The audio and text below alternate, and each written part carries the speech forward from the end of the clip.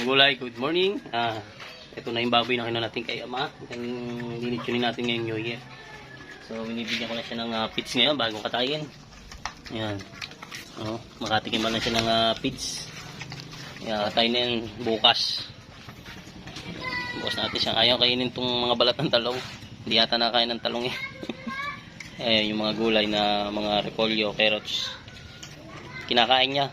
Pero mas type niya yata yung pits. Sarap na sarap siya. Hindi niya alam bukas kami naman yung sarap na sarap sa kanya.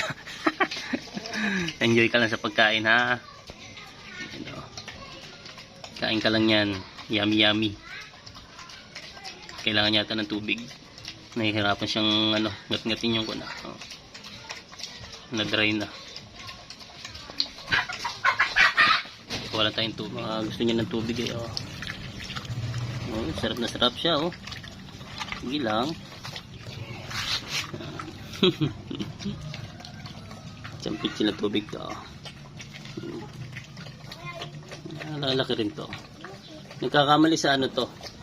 Pag ganyang buhay yan, nasa 30. Siguro pag natanggalan natin ng mga laman loob na yan, baka nasa na lang yan, 25 siguro. Laki rin Halos sa rin ang gulong ng tricycle yung taas niya konti na lang Balbon siya.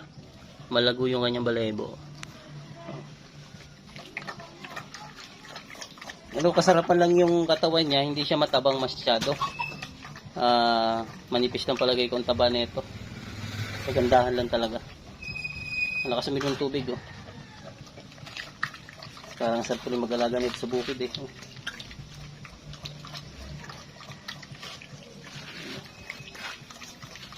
Takaw niya.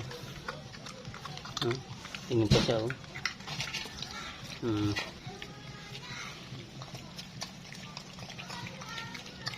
Pati ng tubig.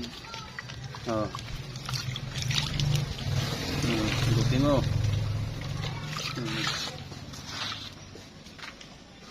Ayaw na. Anong manok pa inumin ko? Manok.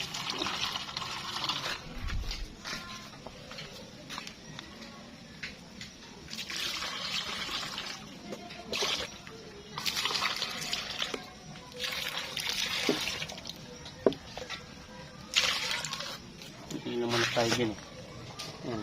Kasi meron pa dito labuyo. Hindi Ayan labuyo.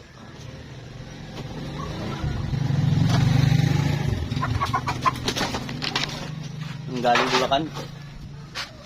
Magulay. Thank you for watching. Sa New Year na lang. Titirahin tong baboy na yan. Bukas din titirahin na yan.